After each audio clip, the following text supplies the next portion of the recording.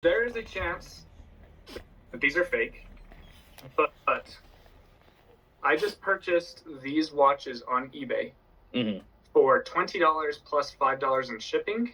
Right there in the middle is a Rolex watch worth about $2,700, and right next to it is a Louis Vuitton watch for $1,300 that I got for 25 bucks. It doesn't matter if I lived in St. George or San Diego or Louisiana or Alabama or New York. It doesn't matter where I live. I am making a lot of money from buying things on eBay, selling the top. Usually, I've gotten pretty good at it to where I can find lots where 70% of the lot is sellable one item at a time. So like I'll buy 100 glasses and like 70% of them will be your Coach and your Ray-Ban and all that. And I can sell 70 of them individually.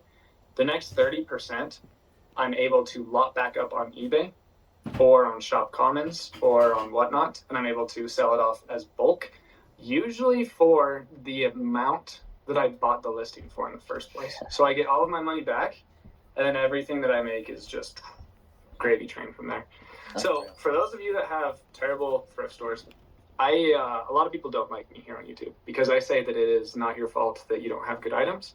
Sorry, I say it is your fault that you don't have good items because I do get a lot of inventory from thrift stores, but if I didn't have thrift stores, I would be completely okay because of eBay.com, Amazon.com, retail arbitrage, making connections with other people. There's just a ton of different ways to get inventory. Yeah, there's not a shortage of product when it comes to living in the U.S., right? Like, yep. Junk removal is a business. Junk removal is awesome. I think here's a life-changing tip for some people. If you want to change your life today, if you can't find inventory, be very respectful. But you can go to dumpsters behind auto shops. I would even recommend, if you're feeling really nervous about it, talking to the guy who owns the auto shop.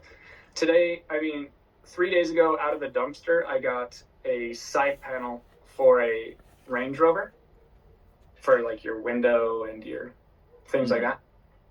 In used condition, it was out of the dumpster and it works perfectly. And I have it it's in my draft bank right now, I think for $87, and that was free.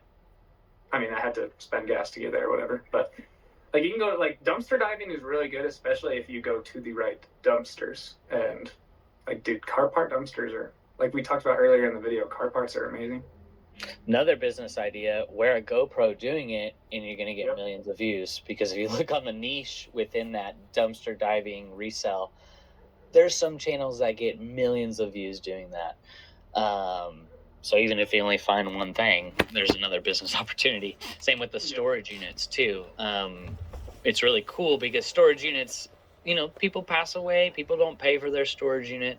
That product goes somewhere. And I know it's more competitive now, but that's just a great way to also make a video while you get your inventory as well. Because I know those get a lot of views. I just been looking at, content business ideas, but that's beautiful. I love it. And then, so if someone's struggling with slow sales in their business, they need to look inward. What do you think that they should do to help speed things up? Should they just delete all their store and restart over? Do they need to start discounting items? What would be the